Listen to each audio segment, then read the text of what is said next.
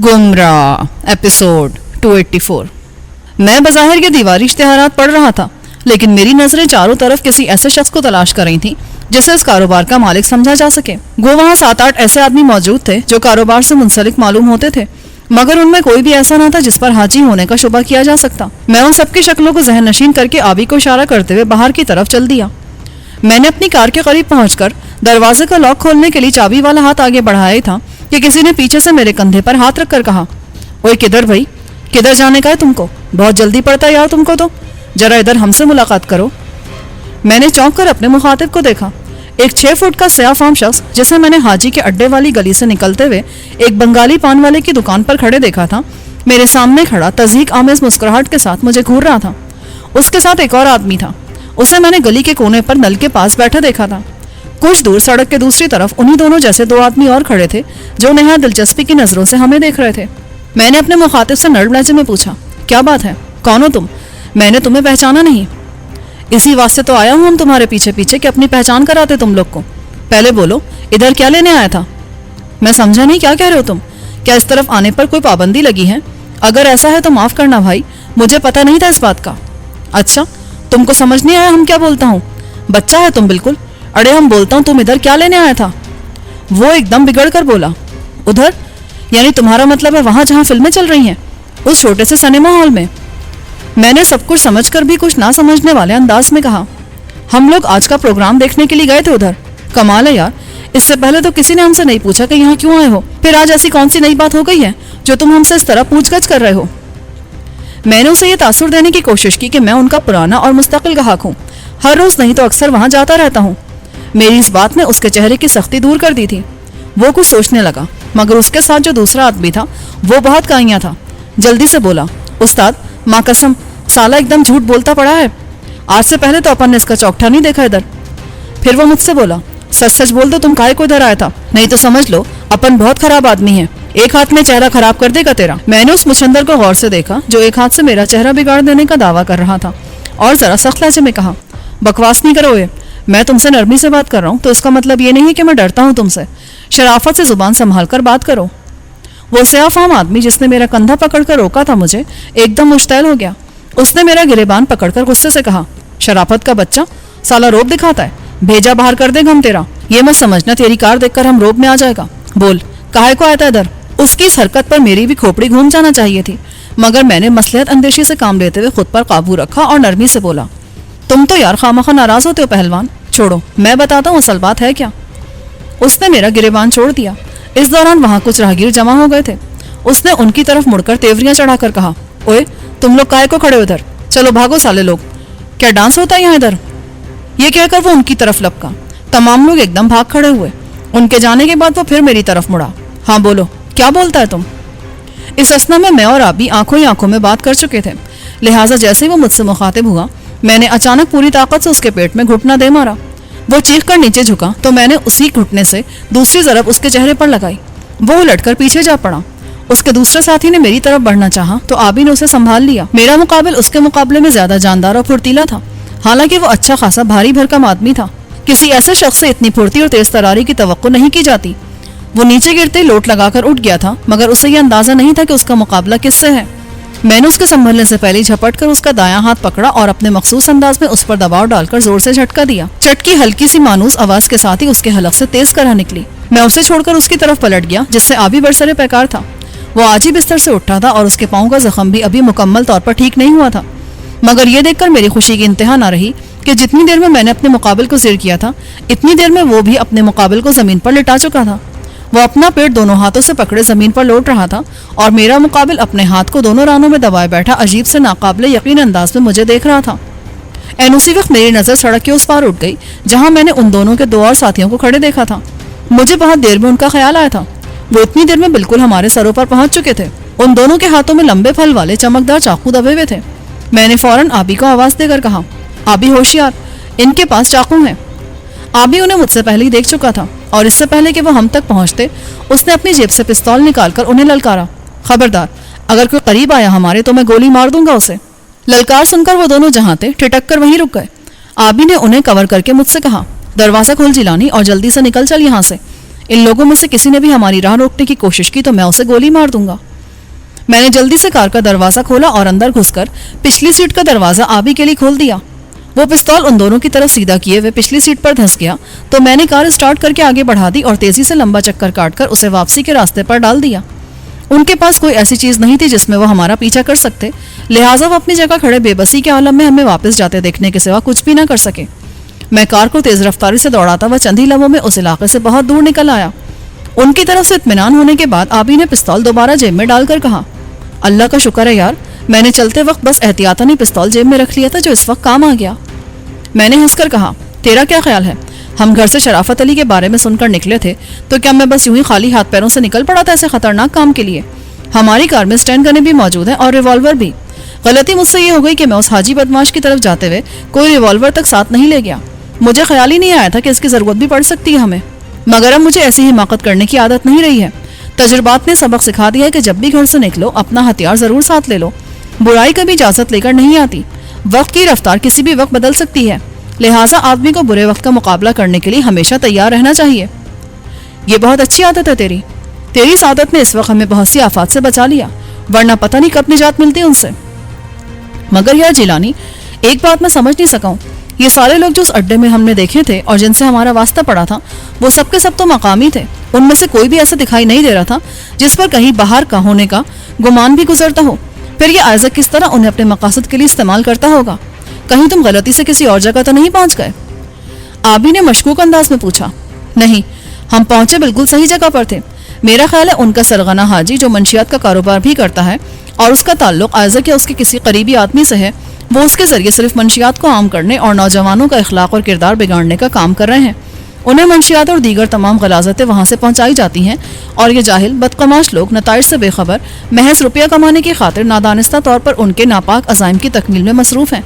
ان میں اتنا شعور ہے ہی کہاں کہ یہ اس کے خوفناک نتائج کو سمجھ سکیں۔ باتوں کے دوران ہم دونوں میں سے کسی کو یہ احساس تک نہ ہو سکا کہ کب ہمارے دائیں بائیں دو جیپیں ہمارے ساتھ ساتھ چلنے لگی ہیں۔ پتہ تو مجھے اس وقت چلا جب سامنے سے آنے والی بس کے ڈرائیور نے راستہ نہ پا کر زور زور سے ہارن بجانا شروع کر دیا۔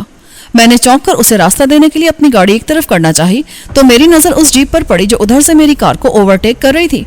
میں نے اسے گزر جانے کا موقع دینے کے لیے کار کی رفتار کم کر دی۔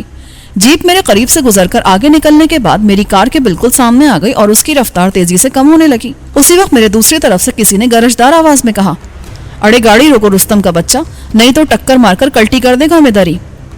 میں اور آبی دونوں ہی آگے والی جیپ کی طرف متوجہ تھے۔ اس طرف سے آواز سن کر ہم نے ادھر دیکھا۔ اس جیپ میں ڈرائیور کے علاوہ 3 نہایت تندرست و توانا 6 فٹ کے سیاہ فام حبشی رائفلیں پکڑے بیٹھے تھے۔ انہی میں سے ایک نے مخاطب کیا تھا مجھے۔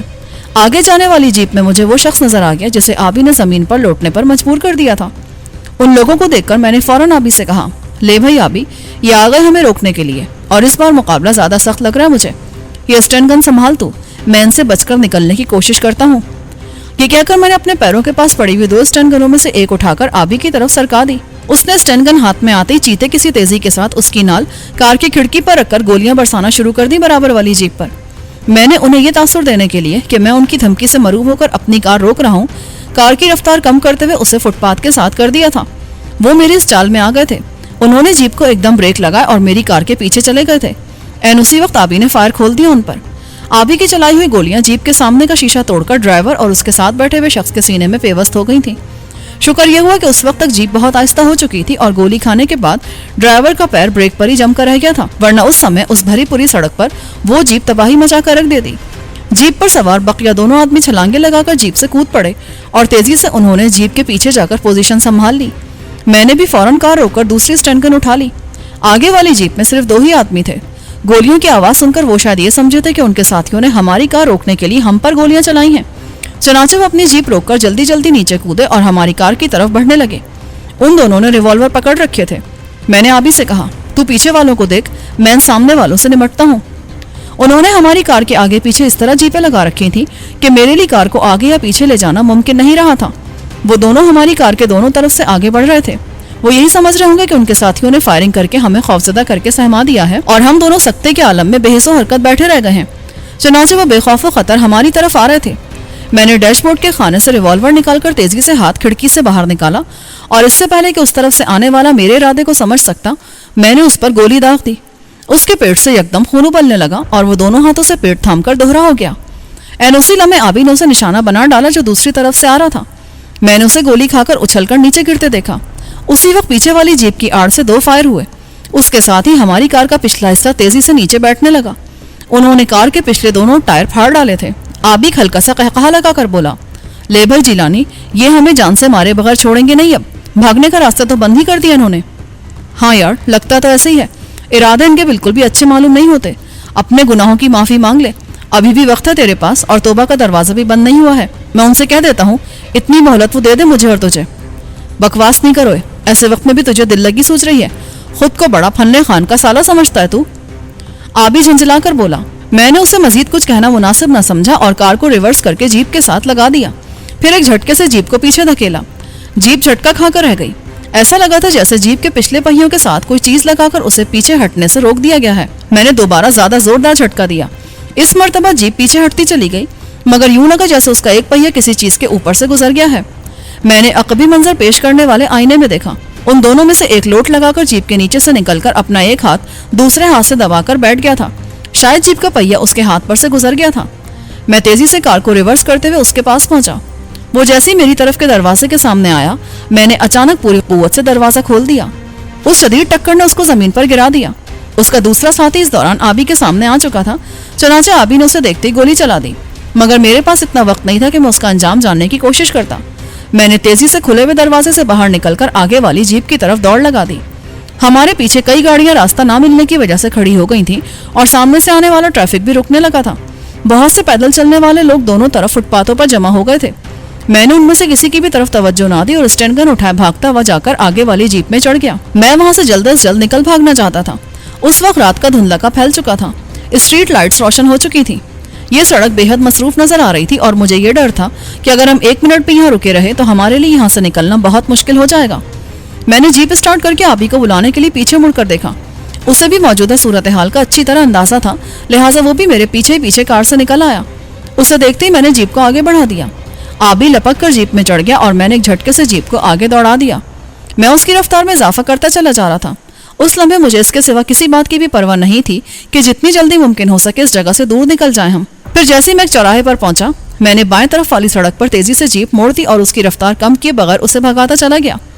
ابھی ہم کچھ ہی دور گئے تھے اس سڑک پر کہ آبی مجھے مخاطب کر کے بولا, او یار جیلانی, مجھے تو لگتا ہے جیسے آج کا دن ہمارے لیے نئی نئی مشکلات سے 2-4 ہونے کا دن ہے. کیوں, ایسا کیوں کہہ رہا ہے تو؟ کیا کوئی اور افتاد دکھائی دے گا یہ تجھے؟ ہاں, شاید تجھ سے ٹریفک کے کسی قاعدے کی خلاف ورزی ہو گئی ہے. ایک ٹریفک سارجنٹ کی موٹر سائیکل ہمارے پیچھے لگی ہوئی ہے. میں نے جھنجھلا کر کہا, او یار, یہ کون سی نئی مصیبت لگ گئی ہمارے پیچھے؟ اس سے جان چھڑوانا آسان کام نہیں ہے یار. تو فکر نہ کر, میں کوشش کروں گا کچھ دے دلا کر اسے ٹالنے کی. گاڑی ایک طرف لگا لے تاکہ میں اس سے بات کر لوں. آبی نے کہا. نہیں یار, گاڑی روکنا ٹھیک نہیں ہے ابھی. اگر یہ تیری بات نہ مانا اور تکرار کرنے لگا تو کوئی اور آفت نہ آن پڑے ہمارے سر پر. پھر یوں کر, کسی کم چلنے والی سڑک پر گاڑی موڑ لے جہاں روشنی بھی زیادہ نہ ہو.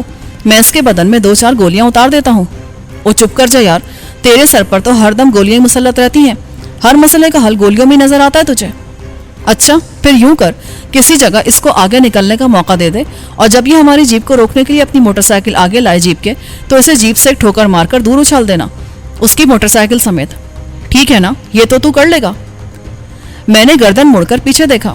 سارجنٹ کی موٹر سائیکل مجھے جیپ کے قریب ہی نظر آ گئی. شاید وہ وائرلیس پر اپنے دوسرے ساتھیوں کو ہمارے بارے میں بتا رہا تھا. میں نے کہا, آبی, اس کی موٹر سائیکل کا پہیہ بیکار کر دے یار, یہ نئی مصیبت کھڑی کرنے لگا ہے اب.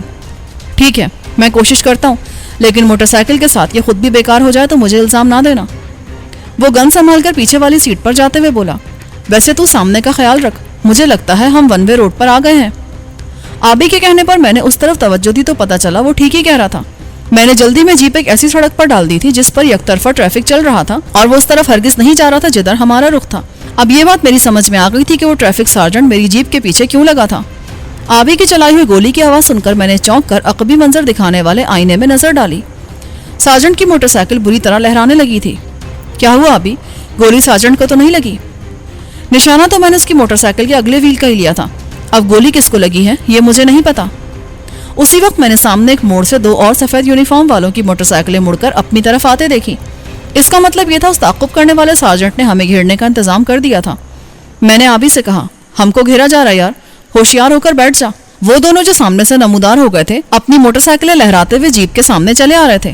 میں نے ایک لمحے میں فیصلہ کر لیا کہ مجھے رکنا کسی بھی صورت میں نہیں ہے۔ اگر وہ میرے سامنے سے نہیں ہٹے تو میں انہیں رونتا ہوا گزر جاؤں گا۔ اسی وقت مجھے اپنے پیچھے سے دوسرے فائر کی آواز سنائی دی۔ اب یہ کس پر گولی چلائی ہے تو نے آبی؟ وہ بولا۔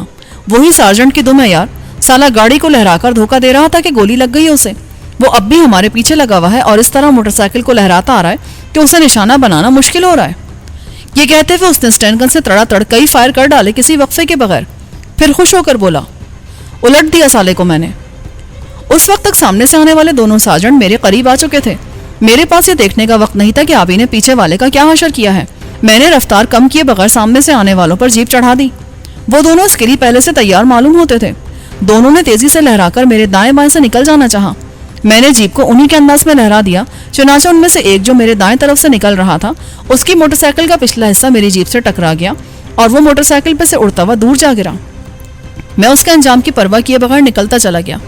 پھر جس طرف سے وہ دونوں برآمد ہوئے تھے وہاں پہنچ کر میں نے جیپ کو پھر دائیں جانب موڑ دیا۔ اس سڑک پر گو ٹریفک اسی طرف جا رہا تھا جدھر میرا رخ تھا، مگر میں نے اپنی جیپ کی رفتار میں ذرا بھی کمی نہیں کی، کیونکہ مجھے یقین تھا کہ اب بھی ایک سارجنٹ ہمارا پیچھا ضرور کر رہا ہوگا۔ آبی پیچھے سے اٹھ کر میرے برابر والی سیٹ پر آتے ہوئے بولا، شکر ہے یار جان چھوٹی ان سالوں سے، ورنہ میں تو سمجھ رہا تھا آسمان سے گر کر کھجور میں اٹک گئے ہم اور پتہ نہیں صحیح سلامت زمین پر پہنچ بھی سکیں گے یا نہیں۔ میں نے کہا، بیٹا ابھی مطمئن ہو کر مت بیٹھ جاؤ، ہمارے تعاقب میں آنے والے سارجنٹ نے وائرلیس پر ہمارے بارے میں بتا دیا ہے دوسروں کو بھی۔ یہ جو دو سارجنٹ سامنے سے آئے تھے یہ اسی کی اطلاع پر آئے تھے، ان میں سے بھی ایک بچ کر نکل گیا ہے اور جلدی وہ لوگ چاروں طرف سے ہمیں گھیرنے کی کوشش کریں گے۔ اسلحے کے استعمال کا کوئی موقع آ جائے تو بہت احتیاط سے استعمال کرنا، ہمارے پاس فاضل راؤنڈ بالکل نہیں ہے، سب کچھ ہم اپنی کار میں ہی چھوڑائے ہیں۔ آبی نے مجھے چونک کر دیکھا۔ اوہ، تو اس کا مطلب یہ کہ ابھی گلو خلاصی نہ ہو سکی ہماری؟ پھر تو یہ سڑک چھوڑ کیوں نہیں دیتا یار؟ ادھر ادھر گلیوں میں سے چکر کاٹ کر نکل جائے یہاں سے، یہاں تو ہم آسانی سے دیکھے جا سکتے ہیں۔ سوچ تو میں بھی یہی رہا ہوں، لیکن سمجھ نہیں آتا کس گلی میں گھسا جائے۔ یہ علاقہ ہمارا دیکھا بھالا ہوا نہیں ہے، پتہ نہیں کدھر آ گئے ہم، کسی ایسی گلی میں گھس کے انجانے میں جس سے باہر نکلنے کا کوئی دوسرا راستہ نہ ہوا تب کیا ہوگا؟ یہ بھی سوچا تو نے؟ کہتا تو ٹھیک ہے یار، مگر میں نے اب تک کراچی میں ایسی کوئی گلی نہیں دیکھی جس میں سے نکلنے کا دوسرا راستہ نہ ہو۔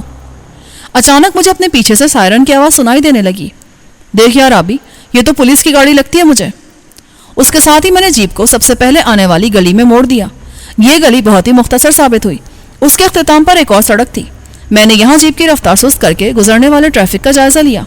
میں نہیں چاہتا تھا کہ جلد بازی میں پھر کسی ایسی غلطی کا ارتکاب کر بیٹھوں اور خود کو تارے عنکبوت میں الجھاتے ہی چلا جاؤں۔ میری یہ احتیاط ٹھیک ہی تھی۔ اب میں جس سڑک پر نکلا اس پر ٹریفک بائیں جانب سے چل رہا تھا۔ اس سڑک پر بہت کم گاڑیاں دکھائی دے رہی تھیں۔ میں نے اپنی جیپ ادھر ڈال تو دی، مگر میں چاہتا یہی تھا کہ جلد از جلد وہ سڑک بھی چھوڑ دوں، کیونکہ یہ کوئی محفوظ جگہ نہیں تھی ہمارے لیے۔ ابھی میں نے جیپ موڑ کر آگے بڑھائی تھی کہ آبی پیچھے دیکھتے ہوئے بولا، جیلانی جلدی نکل چلو یہاں سے، پولیس کی گاڑی ادھر ہی آ رہی ہے۔ میں نے جیپ کی رفتار بڑھاتے ہوئے ادھر ادھر نظریں دوڑائیں۔ مجھے کسی ایسی گلی کی تلاش تھی جس سے گزر کر ہم کسی اور سڑک پر پہنچ سکتے، لیکن وہاں کوئی گلی سرے سے موجود ہی نہ تھی۔ البتہ سامنے کچھ دور چوراہا تھا جہاں سے میں جیپ کو دائیں یا بائیں کسی بھی سمت موڑ سکتا تھا، مگر وہاں اس بات کا بھی امکان تھا کہ پولیس ہمارے استقبال کے لیے پہلے سے موجود ہوتی، پر میں کر بھی کیا سکتا تھا؟ چوراہے پر تو پہنچنا ہی تھا۔ دل کو ڈھارس سے خیال دے رہا تھا کہ اس علاقے میں ہمیں داخل ہوئے زیادہ دیر نہیں ہوئی ابھی، لہٰذا اتنی جلدی تمام سڑکوں اور چوراہوں کی ناکہ بندی ہو جانے کی توقع نہیں تھی مجھے۔ چنانچہ میں جیپ کو دوڑاتا ہوا چوراہے تک جا پہنچا۔ حسب توقع یہاں میدان بالکل صاف تھا۔ میں نے جیپ کو دائیں طرف والی سڑک پر ڈال دیا۔ رات کا اندھیرا پوری طرح پھیل چکا تھا، مگر ان سڑکوں پر یہ احساس تک نہیں ہوتا تھا کہ رات ہو چکی ہے۔ اس سڑک پر بڑی بڑی بسوں اور زرد رنگ کی منی بسوں نے پوری طرح قبضہ جما رکھا تھا۔ ایک دوسرے کو پیچھے چھوڑ جانے کی تگودو میں وہ جیسے سمندر کی سطح پر دوڑتی چلی جا رہی تھیں۔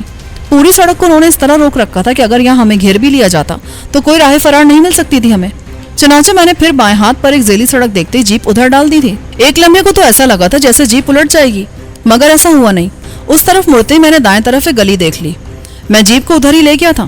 پھر ایک کشادہ سڑک تھی۔ میں نے آبی سے پوچھا، کچھ دکھائی دیا تجھے؟ کوئی گاڑی ہے ہمارے پیچھے؟ اس کے ساتھ ہی میں نے خود بھی عقبی منظر دکھانے والے آئینے پر نظر ڈالی۔ کوئی ہمارے پیچھے نہیں تھا۔ آبی نے بھی تصدیق کی۔ تو ایسا آندھی طوفان بنا ہوا یار، پولیس کی چھوٹی چھوٹی گاڑیاں اس رفتار کا مقابلہ کہاں کر سکتی ہیں؟ پتہ نہیں وہ پیچھے کہاں بھٹکتے پھر رہے ہوں گے۔ ٹھیک ہے، اب میں اس سامنے والی سڑک سے بائیں طرف موڑ لیتا ہوں جیپ کو۔ کچھ دور اور نظر نہیں آیا کوئی تو ہم جیپ کو سڑک کے کنارے پر لگا کر اتر پڑیں گے اس میں سے۔ اس کے بعد ہی ہماری جان چھوٹ سکے گی ان سے۔ ہاں تو ٹھیک کہتا ہے، یہ جیپ تو ہماری پہچان بن کر رہ گئی ہے۔ इसे तो अब छोड़ना ही पड़ेगा। मैंने एक बार फिर बाएं तरफ जीप मोड़ दी। उस तरफ इक्का दुक्का गाड़ियां ही खड़ी नजर आ रही थीं। जगह जगह घने सायेदार दरख्त भी थे। यहाँ एक दरख्त के नीचे मुझे एक टैक्सी खड़ी दिखाई दी। उसका ड्राइवर ड्राइविंग सीट का दरवाजा खोले बाहर ही खड़ा था। शायद वो गर्मी से घबराकर वहां हवा खाने के लिए रुक गया था, या फिर उसने सवारी उतारी थी वहां। मैंने आबी से कहा, आबी, इस टैक्सी वाले को राजी कर, हम इस जीप को छोड़कर टैक्सी में चले चलते हैं, बशर्ते कि ड्राइवर तैयार हो जाए चलने को। तू गाड़ी रोक, चलेगा तो इसका बाप भी, इनकार करेगा तो ये स्टैंड गन किस काम आएगी? आबी ने करख्त लहजे में कहा। मैंने जीप की रफ्तार कम करके ब्रेक लगाते हुए कहा, कोई बदमाशी ना दिखाना उसे, खामखा कोई नई उफ्ताद खड़ी ना कर दे। जीप के रुकते आबी ने नीचे छलांग लगा दी और लंबे लंबे कदम उठाता टैक्सी के पास जा खड़ा हुआ। मैंने भी नीचे उतरकर उसके पास पहुंचने में देर ना की, क्योंकि मैं जानता था आबी अपनी आदत के मुताबिक धौंस धांधली से काम निकालने की कोशिश करेगा। आबी टैक्सी के पास पहुंचते ही पिछली सीट का दरवाजा खोलकर अंदर घुस गया। उसको टैक्सी में बैठते देखकर ड्राइवर भी अपनी जगह पर जा बैठा और पीछे मुड़े बगैर गाड़ी स्टार्ट करते हुए बोला, किधर जाओगे साहब? इसी असना में मैं भी उनके पास जा पहुंचा और आप ही के साथ पिछली सीट में धंसते हुए बोला, मोहम्मद अली सोसाइटी ले चल भाई। या तो वो ड्राइवर कोई बहुत ही भला आदमी था, या शायद हमारा मुकद्दर साथ दे रहा था कि वो कोई और बात कहे बगैर आगे चल पड़ा था। मोहम्मद अली सोसाइटी किस लिए, क्या? आबी ने टैक्सी चलते मेरी तरफ मुड़कर देखते हुए कहा। मैंने जल्दी से उसकी बात काट दी। हाँ यार, बहुत जरूरी काम है वहाँ, पहले उसे निपटा लें फिर घर चलेंगे। ये कहते हुए मैंने उसका हाथ दबाकर उसे खामोश रहने का इशारा किया। मुझे डर था कहीं वो कोई ऐसी बात न बक दे जो टैक्सी ड्राइवर को मशकूक कर दे हमारी तरफ से। अगर ऐसा हो जाता तो वो ड्राइवर मुसीबत बन जाता हमारे लिए। अब मैं किसी मजीद बखेड़े में उलझकर वक्त ज़ाया नहीं करना चाहता था। मुझे उस कार की भी फिक्र लाहक थी जिसमें हम दोनों घर से निकले थे और जिसके दोनों पिछले पहिए नाकारा हो जाने की वजह से हमने उसे एक मसरूफ सड़क पर छोड़कर दुश्मन की जीप पर कब्जा कर लिया था। वो कार अब पुलिस के कब्जे में होगी और पुलिस के लिए कार के रजिस्ट्रेशन नंबर के जरिए फिरोज तक जा पहुंचना ज्यादा मुश्किल काम नहीं था।